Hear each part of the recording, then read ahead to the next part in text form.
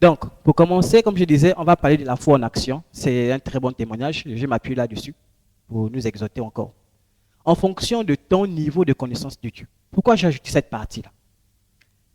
En fonction de ton niveau de connaissance de Dieu. Vous savez, souvent, c'est limite en fonction de comment on connaît Dieu. Si tu as connu Dieu à travers un ami, tu vas te limiter à travers ça. Amen. À travers le fait que tu connaisses Dieu à travers un ami. Pas, c'est-à-dire que toi, tu as vu Dieu agir dans la vie de quelqu'un. Donc tu te limites. Moi, je connais Dieu parce que je l'ai rencontré à partir d'un ami. Ça va, on comprend un peu. Je connais Dieu parce que j'ai vu Dieu agir à l'église. Et en fonction de comment tu connais Dieu, ta foi aussi, elle sera souvent ajustée par rapport à ça. Mais aujourd'hui, moi, j'aimerais qu'au sortir de là, notre foi ne soit pas seulement ajustée parce que tu as entendu par l'autre dire que moi, j'étais guéri par le Seigneur. Je ne veux pas que tu t'arrêtes parce que tu as dit, ah, le pasteur, c'est un bon pasteur, parce que tu as entendu que quand tu as prié, il y a eu la guérison. Non, je ne veux pas que tu te limites là.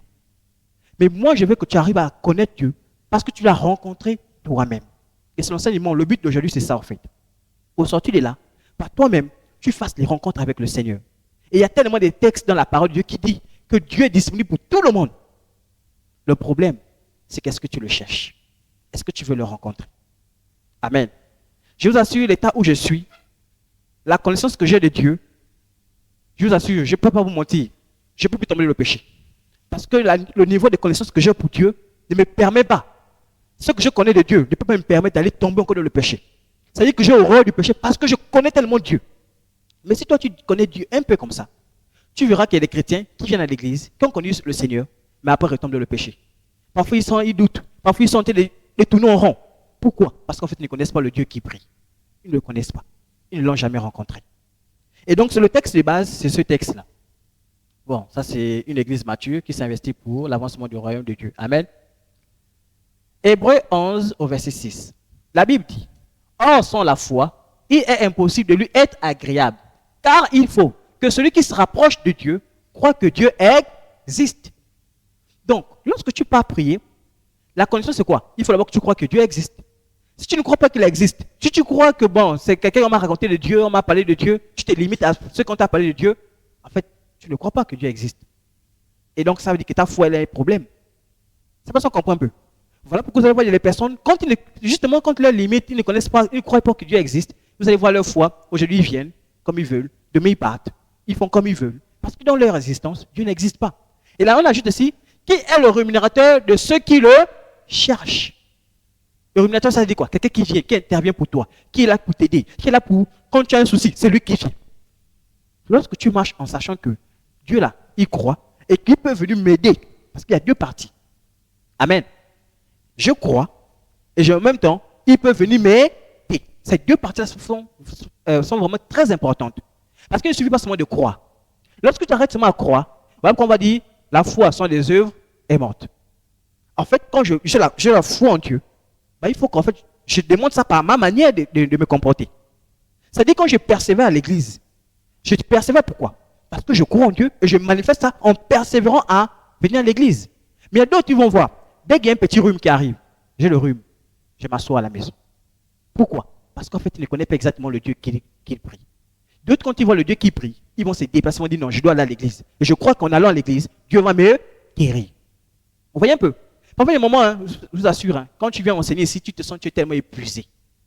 Tu es épuisé. Tu sens qu'il y a une fatigue qui t'envahit. Mais tu dois enseigner. Tu dois prêcher la parole. Qu'est-ce que tu fais? Tu dis, Seigneur, je vais enseigner ton peuple. Fortifie-moi. Jusqu'au moment quand tu commences à te tenir, tu sens une force qui arrive. Pourtant, avant, hein, tu disais, oh Seigneur, est-ce que je vais même arriver? Parfois, tu sens même le vertige qui commence. Mais dès que tu te tiens, dès que tu commences à faire une prière au début, là, tu vois le Seigneur te remplit, te fortifie et t'accompagne. Mais j'aurais pu dire, Seigneur, je suis fatigué, je m'assois, je vais envoyer le diacre qui va aller faire l'enseignement. Mais je ne me limite pas là. Parce que je crois qu'en allant, dans sa présence, Dieu va me fortifier et tout va bien se passer. Amen. Donc, le rémunérateur de ceux qui le cherchent. Est-ce qu'il a le rémunérateur de ceux qui attendent?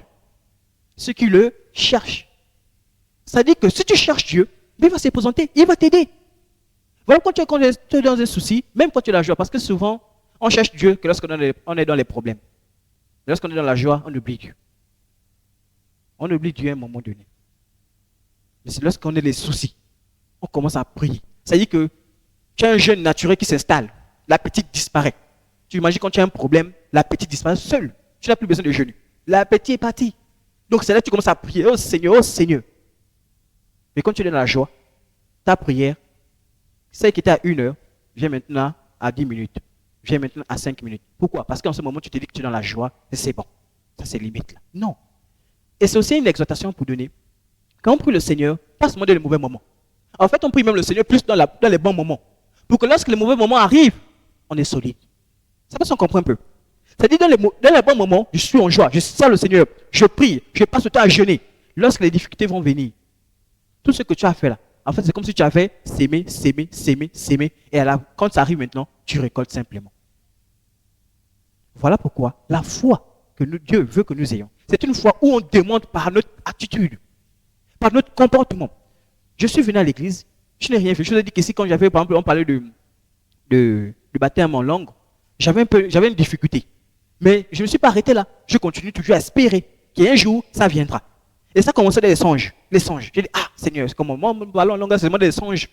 Ça ne vient pas. C'est vraiment des songes. Il faut que ça sorte un peu. Parfois, quand on prie, oh Saint-Esprit, je suis là, je dis, Seigneur. Après, je commence à dire, bloqué. Dis, oh Seigneur, pourquoi ça ne parle pas? Ça veut dire que tu sens qu'il faut parler, mais après, tu bloques le cerveau, comment tu commences à réfléchir. Et souvent, j'ai compris que c'est lorsque tu commences à réfléchir, en fait, le parler en langue ne vient pas. Parce qu'en fait, quand tu parles en langue, le cerveau ne comprend rien, donc il s'éteint. Mais quand tu arrêtes de réfléchir, tu dis, Seigneur, je te fais confiance. Ça vient seul. Amen. La Bible dit que même les démons connaissent qu'il y a un Dieu. On dit quoi? Dans Jacques, du verset 2, chapitre 2 au verset 19. Tu crois qu'il y a un seul Dieu, tu fais bien. Regardez un peu le conseil qu'on donne. Hein?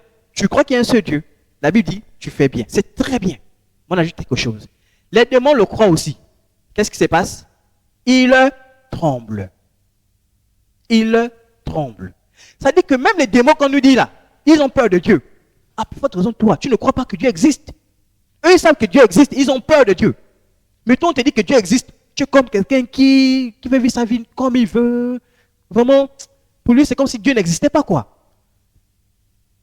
Voilà pourquoi nous, en tant qu'enfants de Dieu, nous sommes encouragés.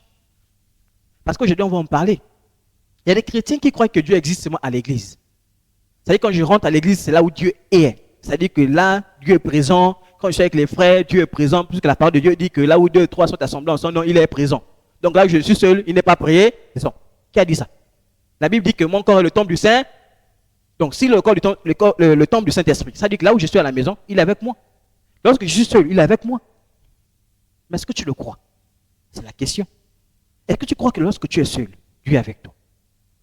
Est-ce que ça peut arriver? Vous voyez, on était rentré dans la phase électorale. Là. On ne sait pas ce qui peut se passer. Il va arriver qu'on peut dire couvre-feu. On ne sort plus des maisons. Tu es seul. Donc, quand les maisons où on peut dire sont 2, 3, ils peuvent encore se suffire. Mais imagine, tu es dans une maison où tu es seul. Tu feras comment? Tu diras que tu es seul, ou bien Dieu est avec toi. Et c'est là la question. Quand je suis seul, est-ce que j'ai la confiance que Dieu est avec moi? Lorsque je suis dans la voiture, est-ce que j'ai la confiance que Dieu est avec moi? Est-ce que lorsque je vais pécher, est-ce que j'ai la conscience que Dieu est avec moi? Parce que si je crois que Dieu est avec moi, je ne peux pas pécher. C'est pas ça qu'on comprend un peu.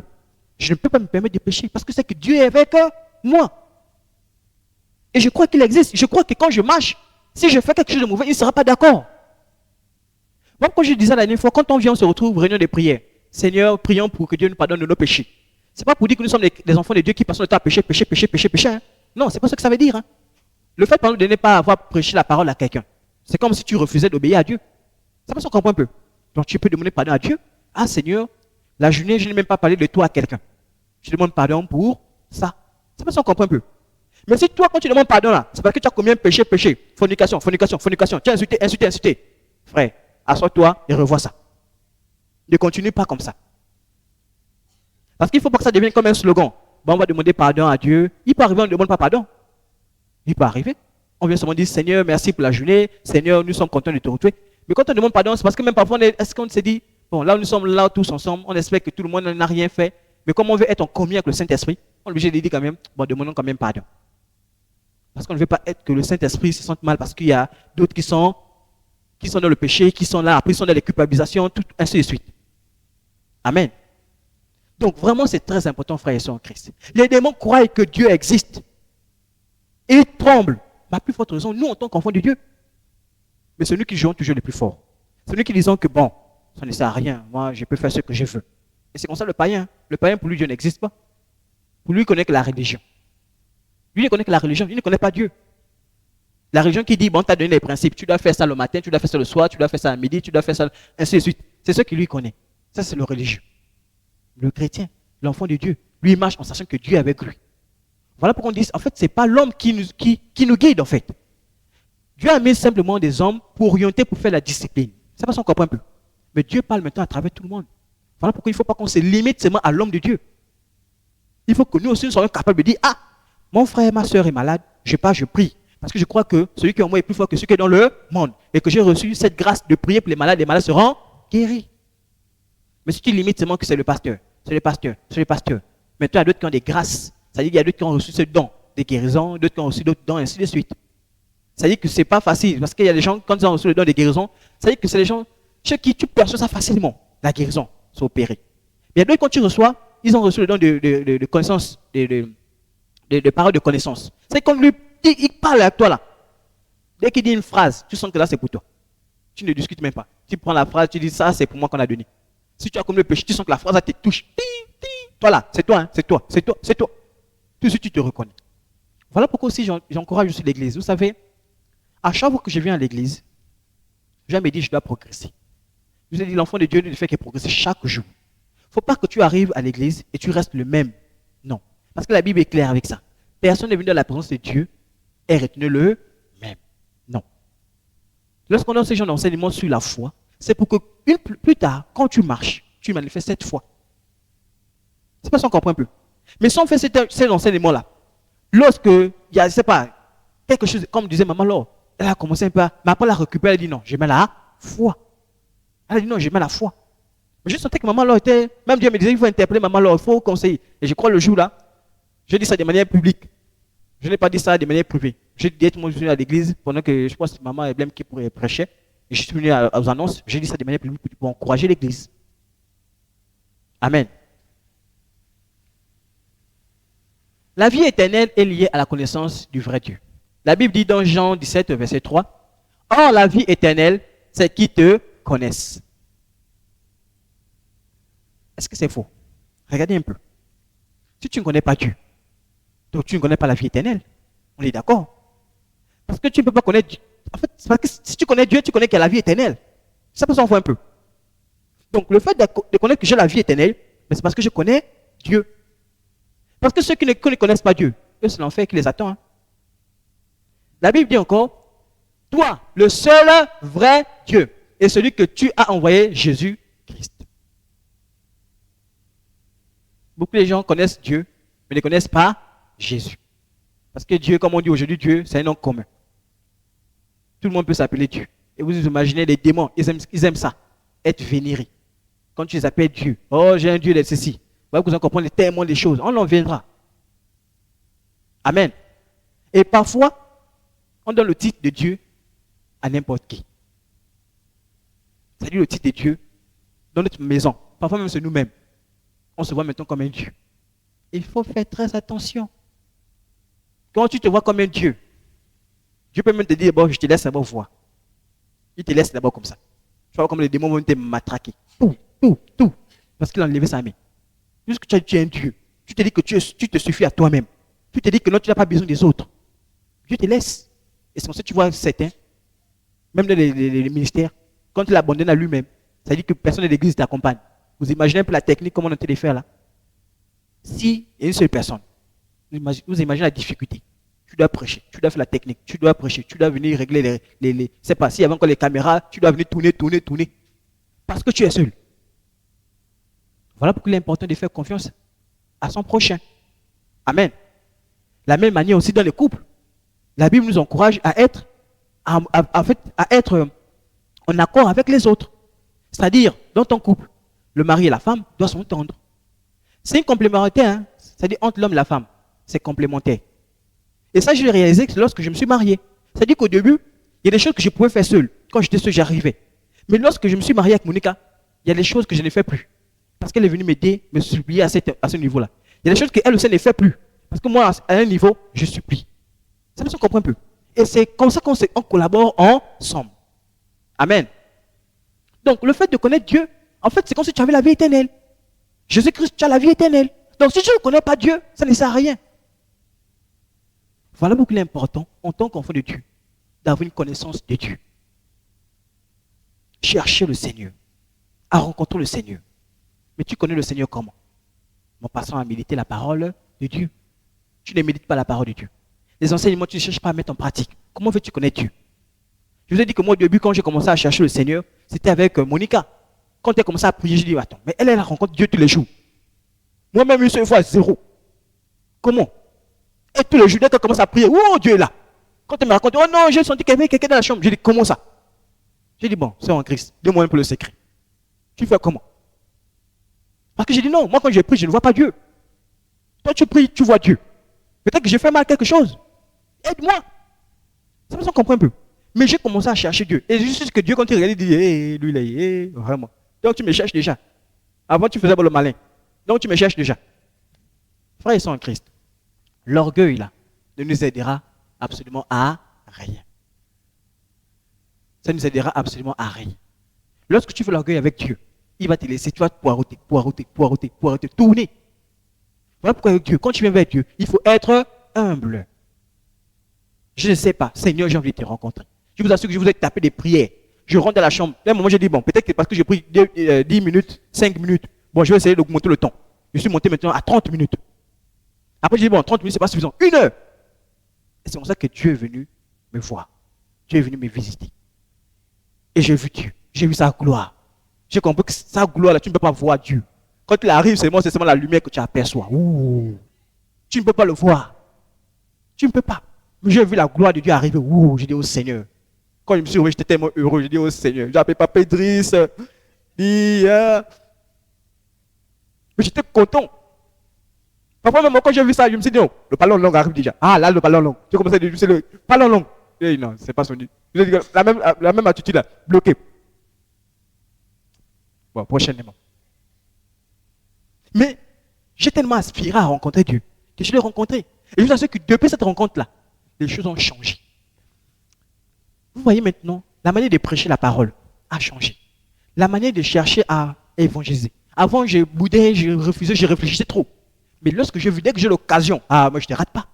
Je ne te rate pas. Pourquoi? Parce que j'ai rencontré le Seigneur. L'occasion de prier. Parce que j'ai rencontré le Seigneur, j'aime déjà la prière. Je vous ai dit que depuis là, je cherche même à chanter, je cherche même à ouvrir un studio pour faire la musique. Parce que j'ai compris que non, il faut chanter pour le Seigneur. Mais ça, avant, je ne pouvais pas le faire. Mais je commence à me battre. Vous voyez les sacrifices qu'on fait souvent pour acheter des choses là. On ne fait pas les sacrifices parce qu'on veut les faire. Hein. C'est à cause de la connaissance qu'on a de Dieu. Lorsque j'ai rencontré Dieu, j'ai dit non. Dieu, non mais il est merveilleux. Dieu, donc il est Dieu. Seul. On n'a pas eu besoin de me dire, on a besoin de ceci. Seul. J'ai compris. Les micros, par exemple, comme ceux-là, ce n'est pas l'église qui a acheté. J'ai dit, Papa Idriss, j'ai envie qu'on achète des micros là. Je ne suis pas acheté. J'ai envoyé l'argent, c'est venu, je dis, voilà, c'est pour l'église. Personne ne m'a dit, oh non, tu dépenses l'argent seul. Non. J'ai dit, à cause de la connaissance que j'ai de Dieu. Et je sais qu'il en a besoin. J'ai acheté. Ça peut comprendre un peu. C'est-à-dire que je n'ai pas besoin comme Marcel pour dire, oh non, non. En fait, quand on a ça, c'est pas bien en fait. Parce que, comme je disais, il faut que ça vienne de ton cœur. C'est-à-dire comme tu as convenu dans ton cœur. Et la parole de Dieu dit ça. Donc, comme tu as convenu dans ton cœur. Et c'est comme ça que j'ai convenu dans mon cœur. J'ai dit, non, moi je dois faire les choses pour Dieu, Seigneur. J'ai dit, Seigneur, bénis-moi, je vais faire les choses. C'est pas ça qu'on comprend un peu. J'ai dit, Seigneur, moi j'ai envie de faire les choses. Tu vois là, l'église, il n'y a pas un bus. Il faut un bus pour transporter les gens après les cultes. Seigneur, bénis, bénis, bénis. Mais pourquoi? Parce que je sais que je connais mon Dieu. Et je fais les choses pour lui, pas pour moi. Pas pour dire que non, j'ai fait. Quand je prie pour un malade, ce n'est pas pour moi. Hein. Non, c'est à cause de Dieu. Parce qu'il dit, il faut prier les uns pour les autres. C'est sa parole qui me dit. Donc, l'amour que j'ai, il a même dit, tu veux me connaître, si tu veux m'aimer, en fait, aime tes frères. Bats-toi pour tes frères. Il faut que tes frères se sentent à l'aise. Donc, je me bats, je me bats, je me bats. Mais ça, c'est pas quoi? La connaissance que j'ai de Dieu. Et si ta connaissance de Dieu est petite, ta connaissance de Dieu, c'est limite seulement à ce que tu as vu chez l'autre. Tu feras des à peu près. Un moment, tu viens, un moment, tu dis, bon, non, je ne pars pas. Un moment, tu viens, tu dis, non, je ne pars pas. Mais ceux qui ont rencontré Dieu, qui connaissent Dieu, je vous assure, vous allez voir, on dit, il y a la pluie, il va se démerder pour aller à l'église. Il va se dépêcher, il va dire, non, moi là, je dois aller à l'église parce qu'il connaît Dieu. Mais ceux qui ne connaissent pas Dieu, qui jouent encore, bon, on vient en force encore un peu. Souvent, ces personnes-là ont du mal à tenir même à l'église. Les réunions, vous allez voir. C'est-à-dire qu'ils viennent le dimanche, mais en semaine, il a disparu. Nous, on parle souvent des chrétiens du dimanche. Mais lorsqu'on se retrouve comme ça, c'est pour parler du Seigneur, pour se remplir de sa présence. Et quand je connais ça, je me rapproche. Amen. Le souci chez nous, c'est le fait qu'on a plusieurs dieux. Comme je parlais. Exemple des dieux que nous avons souvent. D'autres, c'est les parents qui sont les dieux. Ça passe, on comprend un peu. C'est-à-dire chez toi, Dieu en deuxième position. C'est d'abord mon père qui est en première position. Tout ce que mon père dit, j'obéis. Tout si mon père me dit, tu ne pars pas à l'église, je ne pars pas à l'église. C'est-à-dire que je ne résiste même pas. Je ne dis même pas ni qui. On a dit que je ne pars pas à l'église, je ne pars pas à l'église. Pourquoi? Parce qu'en fait, Dieu est en seconde position chez toi. Dieu est en seconde position. Pour toi, Dieu, tu ne l'écoutes pas d'abord. D'autres, c'est les mères. D'autres, c'est les enfants. Les gens qui ratent l'église, hein, la raison c'est qui? Les enfants. Les gens qui ne peuvent pas faire le service pour Dieu, hein, à cause de quoi? Les enfants. Ça veut dire que les enfants te coupent tellement l'esprit que Dieu là, en seconde position. L'autre chose c'est quoi? Les traditions. Ah oui, les traditions. Je ne sais même pas comment il faut dire. Hein. Beaucoup d'enfants de Dieu, les traditions les ont embourbées comme ça. Embourbées. Non, dans ma tradition, il faut qu'on fasse quand même un peu le jobi. Dans ma tradition, il faut quand même, quand on te dit d'aller faire les initiations, tu ne peux pas faire initiation. Pourquoi? Tu as mis Dieu en seconde position. Amen. On va lire un texte. C'est dans Actes 17, versets 22 à 25. La parole de Dieu dit, mais Paul se tenant au milieu de l'aréopage, dit, homme athénien, je vois qu'en toute chose, vous êtes voués au culte des démons. Ça, c'est la version d'Arby. Dans la version, lui, c'est qu'on va dire au culte des dieux. D'accord? C'est-à-dire que vous êtes voués à beaucoup de dieux. Car en passant et en contemplant les objets de votre culte, j'ai trouvé aussi un autel sur lequel était inscrit au Dieu inconnu. Ça dit qu'ils avaient beaucoup de dieux, mais à la fin, ils avaient mis comme un autel comme ça. Il n'y avait pas une statuette. C'est pas ça, on voit un peu. Ça dit qu'il n'y avait rien. Et ils ont écrit au Dieu inconnu. Ça dit qu'ils ont dit, en fait, il y a le Dieu de ceci, il y a le Dieu de cela, le Dieu. Parce qu'ils avaient beaucoup de dieux. Le Dieu des récoltes, le Dieu de pluie, le Dieu de ça, le Dieu de la fertilité. Vous voyez un peu. Mais ils arrivent et disent non. Il y a un Dieu inconnu. Certains ils ont reconnu que, on sent qu'il y a une interpellation. Il y a en fait, il y a une entité divine là qui est en train de nous interpeller à chaque fois. Mais ils ne connaissent pas. Ils ne peuvent pas représenter. Ils ont appelé le Dieu là comment? Un Dieu inconnu. Regardez maintenant la suite. L'apôtre dit, celui donc que vous honorez sans le connaître, c'est celui que moi je veux vous annoncer. Donc celui que vous ne connaissez pas là, moi c'est celui-là que je vais vous parler. Pourquoi il dit ça? Le Dieu qui a fait le monde et toutes les choses qui sont, lui qui est le Seigneur du ciel et la terre, n'habite pas dans les temples faits de mains. Et il n'est pas servi par des mains des hommes, comme s'il avait besoin de quelque chose. Lui qui donne à tous la vie et la respiration et toutes choses. Ça dit que, ils ont eux-mêmes reconnu que, en fait, là où on est là, en fait, on ne peut pas représenter le Dieu là. Et justement, l'apôtre Paul arrive et dit non, en fait, vous avez compris. Il y a un Dieu qu'on ne peut pas représenter. Ça dit que lui là, c'est lui qui t'a créé. Tu peux pas dire Dieu est dedans ça. Tout ça, c'est lui qui a créé. Tu peux pas dire Dieu est dans le mur. C'est lui qui a créé le mur. C'est pour ça qu'on comprend un peu. Donc, on ne peut pas le résumer à un objet. Et c'est ce Dieu-là que moi, je viens vous parler. Pour dire en fait que, toi, tu te dis que c'est un homme qui est ton Dieu. Mais en fait, ce n'est pas un homme. L'homme a été créé par qui? Par Dieu. Donc, tu ne peux pas mettre un homme au-dessus de Dieu. Les enfants, qui te l'a donné? C'est Dieu. Donc, tu ne peux pas mettre les enfants au-dessus de Dieu. Le mari, qui te l'a donné? C'est Dieu. Donc, tu ne peux pas mettre le mari au-dessus de Dieu. Ainsi de suite, ainsi de suite, ainsi de suite. Même les études ne passent pas au-dessus de Dieu. Comme je disais, c'était un bachelier, je disais à mon frère, le bac que tu fais là, c'est juste une étape de ta vie. En fait, c'est une étape que tu avances. Moi, j'ai vu des personnes, ils ont eu le bac, après la proclamation, il est parti. Après la proclamation du bac. D'autres, ils sont partis, ils ont dit, je passe célébrer mon bac. Il est parti, il est resté. Vous dites que le bac, ça ne définit pas qui tu seras demain. Parfois, je dis même à cette personne que non, le bac ne dit pas qui tu seras demain. Je lui dis que non. Regardez, moi, j'ai tellement fait les études. Même mes parents sont fatigués. Ils disent, une fois, j'ai dit à mon oncle que non, ils sont encore à l'école. Il a crié, oh! Depuis là. Vous savez, les parents, souvent, ils aiment que les enfants travaillent vite parce qu'ils veulent que les enfants les aident, et ainsi de suite. Donc, quand il a appris, quand je suis à l'école, il a crié au secondaire, il a dit, mais attends, tu vas faire l'école jusqu'à quand? Le cerveau ne chauffe pas.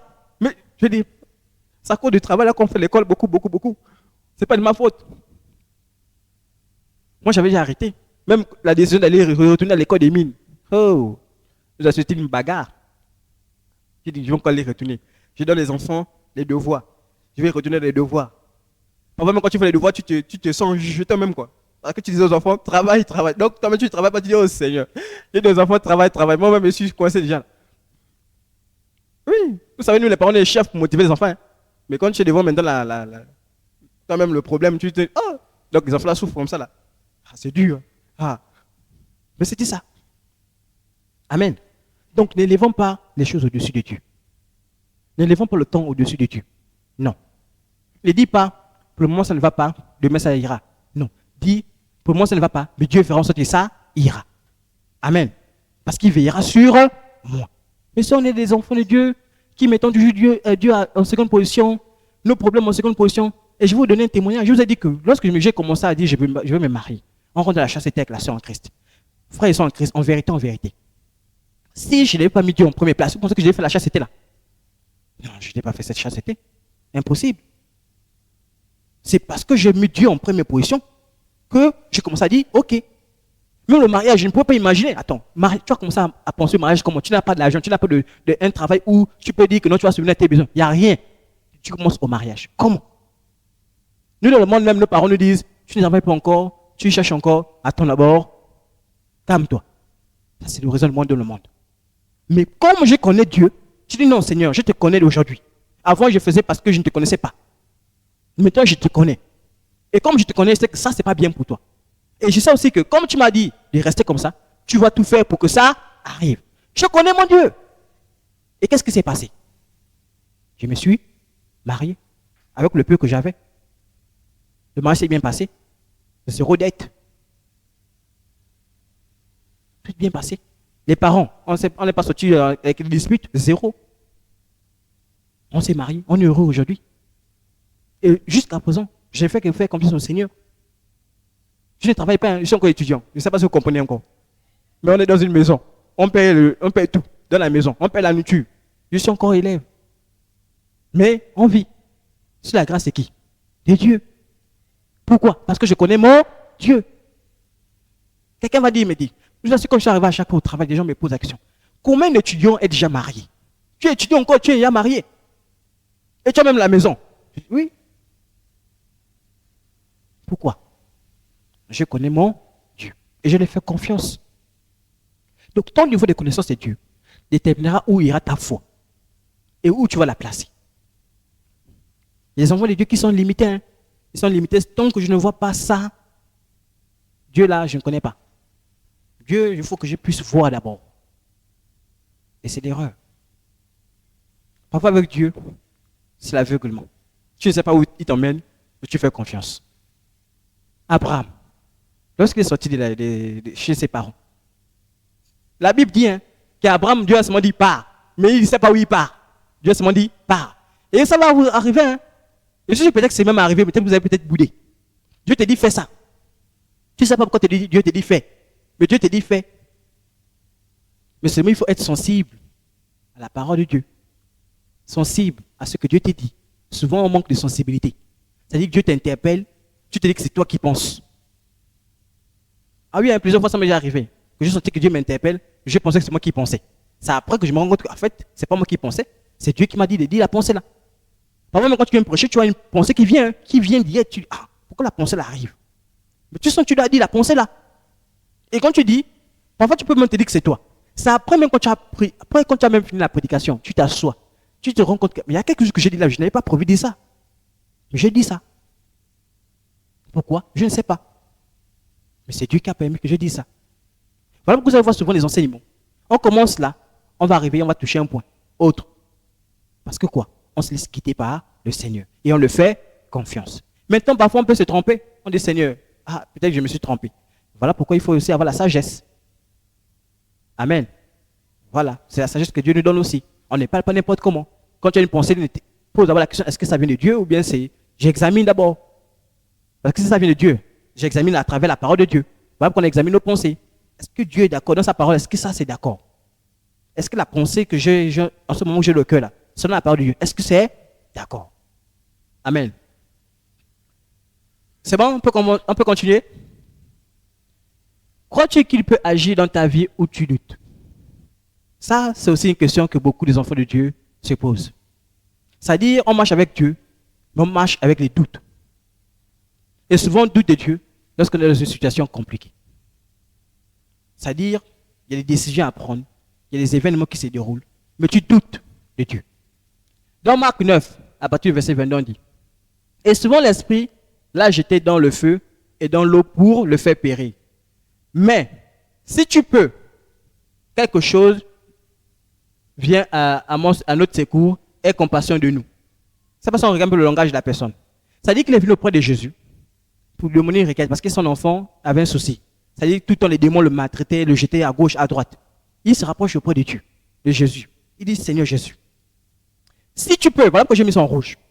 Si tu peux, frères et sœurs en Christ, vous savez que quand on dit si tu peux, c'est une manière de te tenter. Ça passe, on est d'accord. Quand quelqu'un vient te dire mettre le si là, c'est une tentation. Voilà pourquoi même Satan, quand il a tenté Jésus-Christ, il a dit quoi? Si tu es réellement le Fils de Dieu. Ça passe, on comprend un peu. Et même dans le monde, lorsque l'ennemi voudra te tenter, il va venir te dire si. On va te dire, si tu es un garçon, drague-moi. On va voir. Mon frère, si tu es ma boule aussi, tu planches. Si tu es une fille, gifle-moi. C'est pas ça qu'on a écouté ça. Moi, quand j'étais petit, c'était des provocations. Tu marches tranquille, tu ne cherches pas les problèmes. Quelqu'un se lève et bat. Toi, si tu es un garçon, viens ici, tu vas voir. Viens.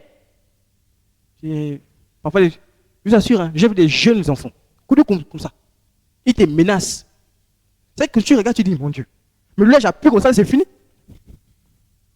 Mais tu dis, Seigneur, pardonne, parce qu'il ne sait pas ce qu'il fait. Moi, je préfère aller chez moi. Je préfère éviter un problème là inutile. Je pars chez moi. La tentation. Satan passera toujours par si. Pour jouer avec ton orgueil. Et c'est là où on dit l'orgueil, c'est dangereux pour un enfant de Dieu. Quand tu es orgueilleux là, si tu peux une femme, toi aussi. Hein? Tu peux une femme, c'est quoi, c'est ça? Fais comme ça. Toi aussi. Hein? Une femme, une femme doit voir les hommes à gauche, à droite, avec qui elle va te donner l'argent. C'est ça. C'est une femme. L'autre doit dire, mais toi aussi, tu es un jeune garçon. Nous, on connaît les femmes. Toi, un jeune garçon, tu dois connaître aussi les femmes. Si tu es bête, tu vas plonger. Hein, les jeunes garçons? Hein? C'est bon? Je vous insiste. Monsieur Kingoff, c'est bon, non? C'est fini, non? J'ai dit, je vais t'attaquer jusqu'à la rentrée scolaire. Amen. Ok. On continue. Qu'est-ce qu'on dit à la suite? Au verset 23. Jésus lui dit, si tu peux. Ça dit que Jésus-Christ s'est dit, si tu peux. Donc en fait, tu me rabaisses à ce point-là. Si tu peux. Il ajoute en disant, tout est possible à celui qui croit. Le monsieur a changé le langage tout de suite. Aussitôt le père de l'enfant s'écria, je crois. Après, il est venu dire, si tu peux. Tout de suite, il a dit, je crois. C'est-à-dire qu'après, il a ajouté quelque chose qui est très important. Et ça, en tant qu'enfant de Dieu, parfois, quand tu sens que tu as manqué de foi un instant, demande pardon à Dieu. Amen. Demande pardon à Dieu. Et c'est là que je dis le type de pardon qu'il faut demander à Dieu. C'est pas dire, je demande pardon à Dieu pour j'ai péché. Non. Pardon à Dieu parce que j'ai manqué parfois de foi. Demande pardon à Dieu parce qu'à un moment donné, j'ai douté. Amen. Qu'est-ce qu'on dit? Je crois. Après, il dit, viens au secours de mon incrédulité. Viens au secours. C'est qu'il a reconnu qu'il a manqué de foi à un moment donné. Il a dit, Seigneur, pardon, viens me sauver. Je crois, mais aide-moi. Et après, qu'est-ce qui s'est passé? L'enfant a été sauvé. Les démons ont quitté l'enfant. Parce qu'il a dit, je crois. Donc quand tu t'approches de Dieu, avec les doutes, avec les si, avec je veux voir, ça ne va pas marcher. Dieu va dire qu'à toi, tu me méprises à ce point. Donc tu viens dans ma présence et tu m'insultes en voulant me tenter, en me montrant, en me demandant comme si c'était une condition. Au lieu de venir me dire, Seigneur, je crois que tu es le Dieu qui peut guérir. Je dis, Seigneur, je crois que tu peux toucher ma vie. Toi, tu viens me dire, Seigneur, si tu peux toucher ma vie. Seigneur, si tu peux, guéris-moi. C'est quoi ces gens de prières? Et c'est comme ça que beaucoup des enfants de Dieu se mettent à prier. Voilà pourquoi je dis, si tu connais Dieu, ces gens de prière là, tu ne peux pas venir dire ça à Dieu. Non, tu ne peux pas. Il n'y a que ceux qui ne connaissent pas Dieu qui peuvent venir avoir ce genre de langage.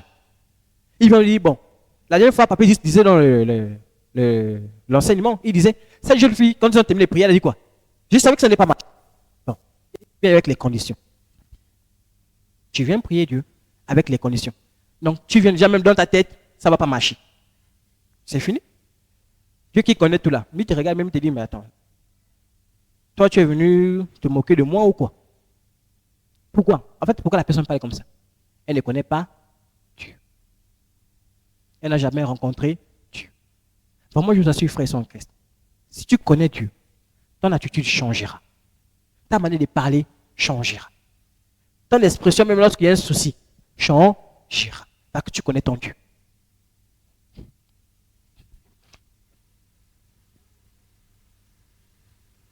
Mon attitude devant Dieu. Quelle peut être mon attitude devant Dieu?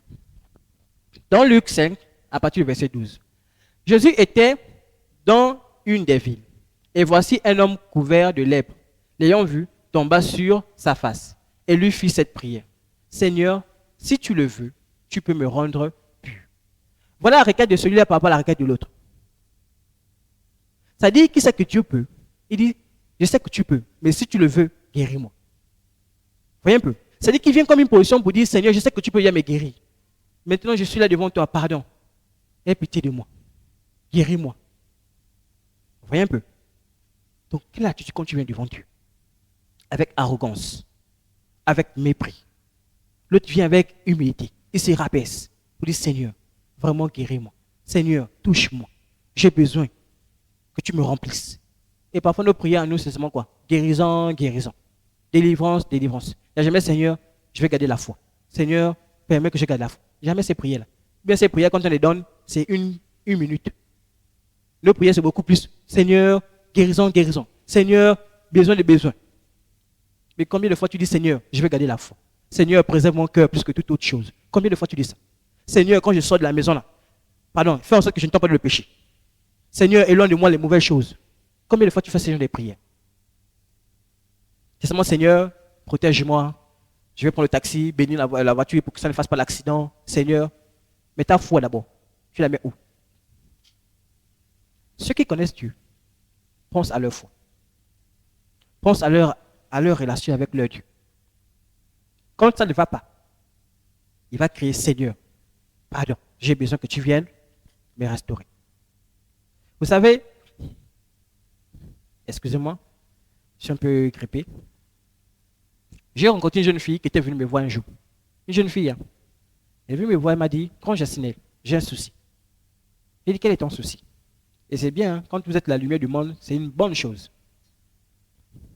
Quand vous êtes la lumière du monde, c'est une bonne chose. Quand vous êtes la lumière, les gens vont venir vous consulter. Parce qu'ils pensent que vous êtes la lumière du monde. Amen. Donc c'est très important, en tant qu'enfant de Dieu, de le savoir. Justement, cette jeune fille arrive, pourquoi? Parce qu'elle me trouve comme une référence. Elle vient me dire, grand Jacinel, j'ai un souci. Quel était son souci? Sa foi. Qu'est-ce qui empêchait sa foi? C'était le fait qu'elle était tombée amoureuse. Ça va s'en voir un peu. Elle est tombée amoureuse. En tombant amoureuse, elle s'est rendue compte que la vie de prière avec le Seigneur ne marchait plus. La vie de prière avec Dieu, c'était quasiment fini. Amen. Donc sa vie de prière était totalement terminée. Elle est venue à dire, pardon, je sens que ma foi a pris un coup. Aide-moi à retrouver ma foi. Je dis, ce que tu as fait là, c'est le premier pas qu'il fallait faire. Le fait de venir parler, en fait, tu as dénoncé Satan. C'est bon? Tu as dénoncé Satan. C'est-à-dire que les plans que Satan avait pour que tu chutes, parce que c'est une jeune fille de rien du tout. Vous imaginez comment c'est tombée amoureuse là. Elle va quoi? Va chercher à aller avoir un contact avec un homme. Ou bien ce monsieur, ou bien ce type. Tu ne sais pas de quelle nature il est même aussi. Et qu'est-ce qui va se passer? Une grossesse va apparaître. Qu'est-ce qui va se passer? Son avenir complètement détruit. Elle a eu la sagesse, elle est venue. Et le fait de venir, déjà, je vous ai dit que c'était une manière déjà de détruire ce que Satan avait commencé à accomplir. Vous voyez, on n'a pas eu besoin de prier, hein, mais de dénoncer. Voilà pourquoi apprenez à dénoncer ce que Satan prévoit. Quand tu sens une mauvaise chose, dénonce. Cherche un frère, une soeur, tu dis frère, en soeur en Christ, je vais dénoncer quelque chose. N'attends pas que ça soit grave pour en parler. Quand ça commence là, dénonce. Amen. Bon, j'espère que quand je dis dénoncer là, tout le monde comprend quand même. C'est pas maintenant venir dire, je viens trahir l'autre là. Non.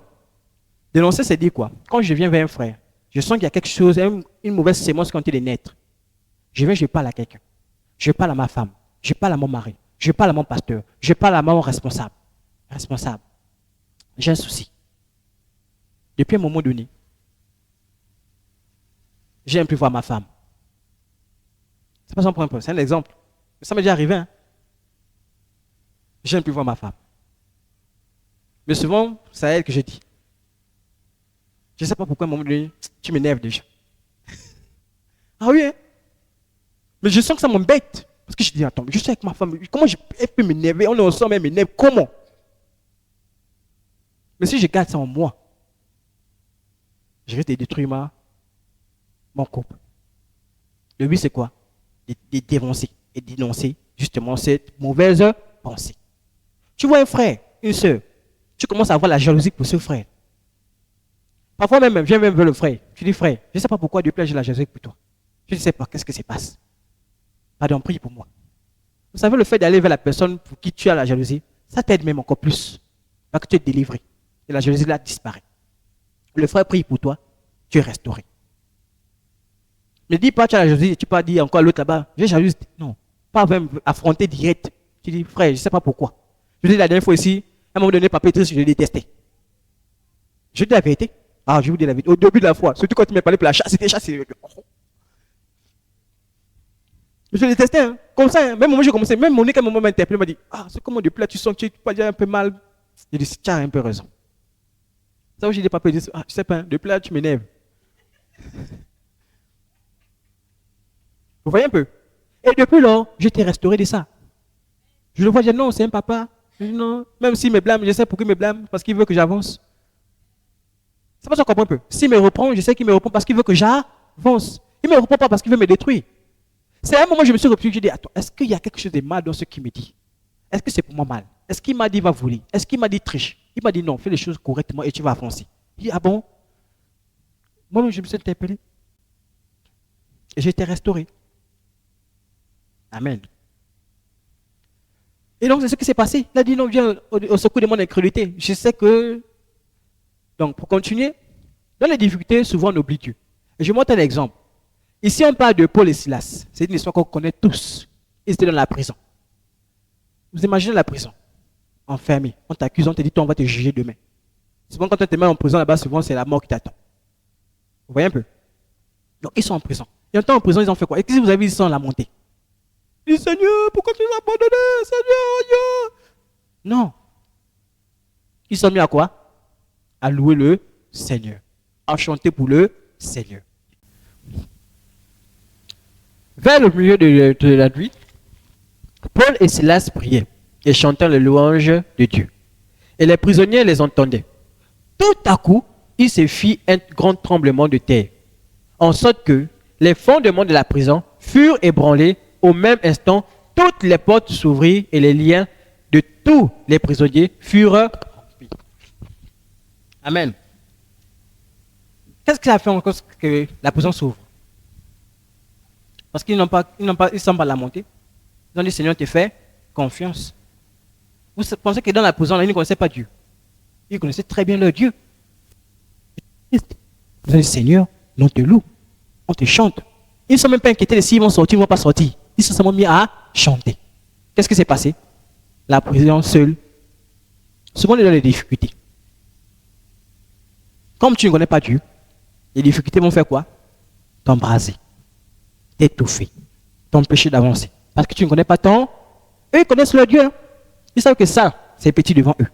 Ça, c'est une histoire, on va vite régler ça vite. Parce que tant que Dieu n'a pas décidé qu'ils vont mourir, ils ne mourront pas. Amen. L'autre chose, celui qui connaît Dieu ne doute pas de ce qu'il a dit. Et là, j'aimerais parler de Thomas. Jésus qui avait dit, je vais mourir, mais je vais ressusciter le troisième jour.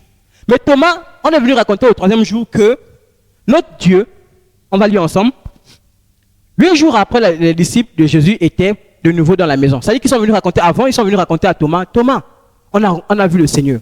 Il a dit, si je ne vois pas les cicatrices, si je ne vois pas la trace, je ne peux pas croire. Allez, mais pourtant, il va rester le troisième jour. C'est pour ça qu'on comprend un peu. Quand Jésus-Christ apparaît, il dit à Thomas, viens, voici les marques, regarde, voici, viens mettre ta main. Et Thomas a dit quoi?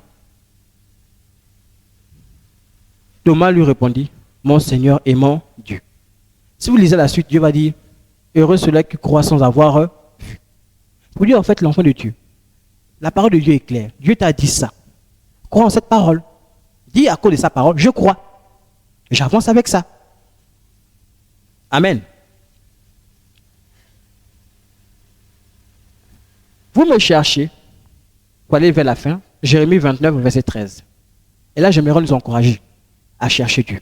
La parole de Dieu est claire avec ça. La Bible dit, la foi vient de ce qu'on entend. Or, ce qu'on entend vient de la parole de Dieu. Quelle est la parole de Dieu? Vous me cherchez et vous me trouverez. C'est bon? Si vous me cherchez de tout votre...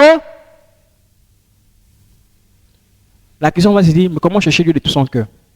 Je vais donner mon témoignage simple quand je cherchais à connaître Dieu, à travers la sœur en Christ. Parfois, je faisais des techniques. Je dois appeler. Ça dit, parfois, je faisais des techniques. Ça dit, quand je vois la sœur en Christ, je vois les prières. Tout Dieu avait me raconté, non, j'ai dansé avec les anges, j'ai chanté avec le Seigneur. Oh, comment ça? Donc, Dieu, c'est pour toi seul. Non, je vous assure, c'est un peu la jalousie que j'avais, hein, pour vous dire la vérité. C'est un peu la jalousie. Non, il faut être honnête. C'est un peu la jalousie. Parce que je voulais... Comment? Mais c'est une bonne jalousie. Parce qu'après, je suis allé vers la sœur, que je dis, dis-moi un peu comment tu fais. Moi aussi, je veux rencontrer le Seigneur. C'est pas une jalousie qui dit que non, tu vas détester l'autre, mais toi, tu vas commencer à critiquer l'autre, tu vas voir l'autre comme l'ennemi. Non. Je vois mon frère qui prospère, je suis content. Mais moi aussi, je veux ça. Amen. J'ai dit à la sœur, Christ, donne-moi un peu, dis-moi un peu. Quand tu commences à prier, tu fais quoi? Je dis la vérité, hein. Tu commences à prier, tu fais quoi? Elle m'a dit, je lis un peu la Bible, je lui donne sur les secrets. Donc, si vous êtes sage, vous notez, hein. Je lis un peu la Bible. Après, ça m'a mis à lire la Bible. Je chante pour le Seigneur. Une fois que je termine de chanter, pendant que je chante là, je me mets à prier. Mais quand elle rentre dans la prière, là, elle ferme la chambre. Elle ferme. J'ai des échos. Même maman là peut-être peut témoigner. On disait, oh, arrête de crier comme ça. C'est comment? Tu es seul. Parce que quand elle priait là, elle ne voyait pas le temps. Et comme à l'époque, il n'y a pas les plafonds, donc quand ça sort, ça... Ah.